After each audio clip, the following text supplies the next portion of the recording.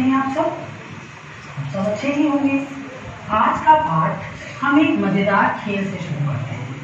खेल है पहेलियां बूझना। बच्चों, आप सब पहेलियां तो खूब बूझते होंगे। हमारी नानी, दादी और घर के बड़े सदस्यों को भी पहेलियां बूझने में बड़ा मजा आता है। पहेलियों में छुपी हुई वस्तुओं का हम नाम बताते हैं। यदि कोई व्यक्ति पहेलियां नहीं पूछ पाता है तो फिर हम लोग को खूब हंसी आती है और हम लोग भी उसमें मजा लेते हैं। आज हम जो पहेलियां पूछेंगे उनमें कुछ पक्षियों के नाम छुपे हुए हैं। आपको इन पहेलियों को बूझना है और सुन करके इनमें पक्षियों के नाम बताने हैं छुपे हुए। पहली पहेली, रात सुरीला रंग से काली सबके मन को भाती, बैठ पेड़ की डाली पर जो सुंदर गीत सुनाती। बुझो बच्चों, मैं एक बार फिर से रिपीट करती हूँ। रात सुरीला रंग से काली सबके मन को भाती, बैठ पेड़ की डाली पर जो सुंदर गीत सुनाती। कौन सी ऐसी चिड़िया होती है जो बहुत सुंदर गाती है? सोचिए। कोयल, ये चिड़िया होती है कोयल। इसी तरह दूसरी पहेली सुनिए, ध्यान से सुनिए बच्चों।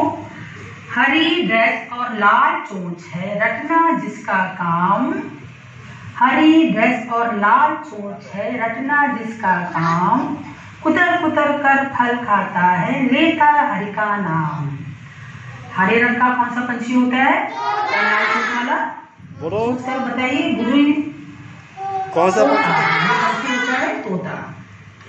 गुटर गुटर गूं करता रहता सबके मन को भाए, चतुर सयाना इतना है वो चिट्ठी भी पहुंचाए। कौन सा पंछी होता है? करता रहता सबके मन को भाए, चतुर सयाना इतना है वह चिट्ठी भी पहुंचाए। कौन सा पक्षी गुटर गुटर गूं करके बोलता है और अपने पंछों में चिट्ठी लेकर के भी दूसरी जगह पहुंचा देता है? कबूतर। अब दूसरी पहेली है, अगली पहेली है। छोटी सी है चिड़िया रानी खुदक खुदक कर चलती, सबके घर के आंगन में आकर दाना चुगती। छोटी सी है चिड़िया रानी खुदक खुदक कर चलती, सबके आंगन में आकर के दाना चुगती। कौन है ये? जो कि हम लोग के घरों में अक्सर आती है, घूमती है, हम लोग उसको दाना डालते हैं। ये होती है गौरैया। कौन सी चिड़िया है? बड़ी सयानी, तोते की है दोस्त पुरानी, सीधी सादी भोली भाली, फिरती रहती डाली डाली। ये एक और चिड़िया का इस पहेली में नाम छुपा हुआ है। बताओ कौन सी चिड़िया है? दोहराती हूँ। यह चिड़िया है बड़ी सयानी, तोते की है दोस्त पुरानी, सीधी सादी भोली भाली, फिरती रहती डाली डाली। तोते की एक दोस्त होती है, अक्सर हम लोग तोते के साथ उसका नाम बोलते हैं। ये चिड़िया होती है मैना। ये तोता मैना की कहानियां बहुत सारी होती हैं और बहुत बार लोगों ने सुनी भी होगी। तो इन पहेलियों को पढ़ करके आपको बड़ा मजा आया होगा। देखिए बच्चों, चित्र पर इन पहेलियों में छिपे हुए पक्षियों के नाम हैं कोयल, गौरैया, कबूतर और तोता, और ये है मैना। आपको पहेलियां सुनकर बड़ा मजा आया होगा, बड़ा अच्छा लगा होगा।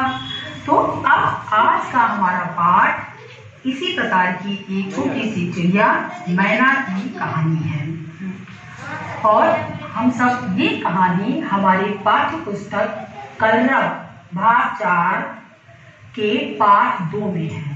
इस कहानी का शीर्षक है प्यासी मैना। तो बच्चों, हो जाइए तैयार।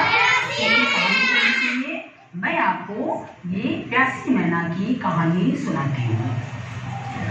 बच्चों, एक बहुत बड़ा सा बगीचा था। बगीचे का मतलब आप समझते हैं जिसमें बहुत सारे छायादार पेड़ लगे होते हैं, जैसे नीम का पेड़, आम का पेड़, पीपल का पेड़ आदि। इस प्रकार के वृक्ष लगे होते हैं जिनमें छाया होती है और फल भी होता है। देखिए, नीम का पेड़ इस प्रकार का होता है, जो कि आप लोगों ने कई बार देखा होगा। ये है आम का पेड़। आम के पेड़ में आम लगते हैं। ये फलदार भी होता है और छायादार भी होता है। इसका फल भी मीठा होता है और इसमें छाया भी खूब होती है।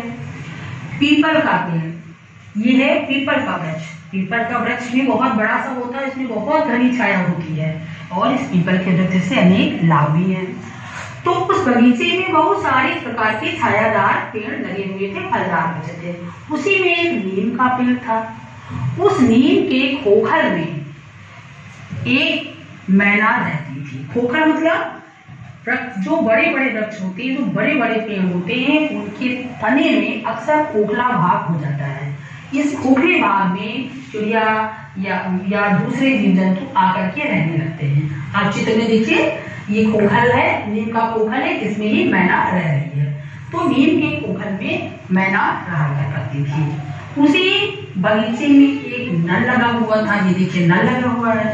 उस नल में जो है वो आकर के वो पानी पीती थी। आकर के चिड़िया जो थी मैना नल से पानी पीती थी, बगीचे में अपना दाना चुगती थी, आराम से रह रही थी, कोई तकलीफ नहीं थी।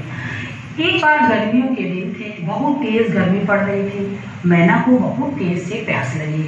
मैना उड़कर नल के पास गई, लेकिन ये क्या, नल तो बिल्कुल सूखा था, नल के पास कोई पानी भी नहीं था। अब मैना को बड़ी तेज प्यास लगी, सोचने लगी अब मैं क्या करूं। ये सोचकर वो पास एक आम के पेड़ पर बैठ गई। आम के पेड़ पर एक तोता बैठा हुआ था। वो तोते के पास गई और बोली, भैया मुझे बहुत तेज से प्यास लगी है, मैं पानी पीने कहाँ जाऊं।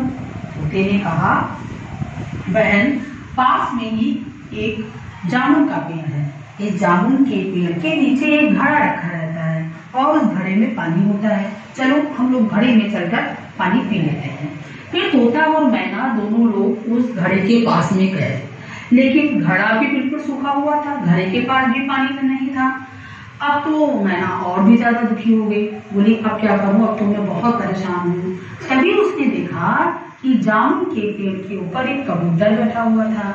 मैना ने सोचा कि चलो भाई कबूतर से भी पूछ लेते हैं, वही बता देगा कि पानी कहाँ रखा हुआ है। कबूतर से उसने पूछा, कबूतर भाई मैं पानी कहाँ से पीऊँ, नल भी सूखा, घड़ा भी सूखा और मुझे बहुत तेज प्यास लग रही, गर्मी भी लग रही। बच्चों गर्मियों के दिनों में जब प्यास लगी होती है तो कितनी उलझन होती है, सब हम लोग जानते हैं। कबूतर ने कहा कि बहन ऐसा करते हैं, उसने एक लाल ईंटों वाले मकान की ओर इशारा किया। उसने कहा देखो वो दूर एक लाल ईंटों वाला मकान है, ये लाल ईंटों वाला मकान है, यहाँ पर चलते हैं हम लोग और यहाँ पर चल करके हम लोग पानी पी लेते हैं चल करके। और वहां पर एक आदमी है जो अपने आंगन में रोजाना कपड़े धोता है। जब वो कपड़े धोता है तो फर्श की दरारों में पानी भर जाता है। दरारें मतलब समझते हैं बेटा, जब कोई चीज चिटक जाती है, जैसे दीवार चटक गई तो दीवार में दरार हो गई, फर्श चटक गई तो फर्श में दरार हो गई। उन्होंने कहा चलो हम लोग चल के उस आंगन में पानी पी लेते हैं, उस लाल ईंटों वाले मकान के आंगन में। अब कितने पक्षी हो गए, 3, तोता, मैना और कबूतर। वो तीनों उस मकान के आंगन में पहुंचते ही जाकर। लेकिन जब मकान के आंगन में पहुंचे तो उन्होंने देखा कि जो है वो आदमी कपड़े धोकर के जा चुका है। गर्मी बहुत तेज थी, धूप बहुत तेज थी, जिसके कारण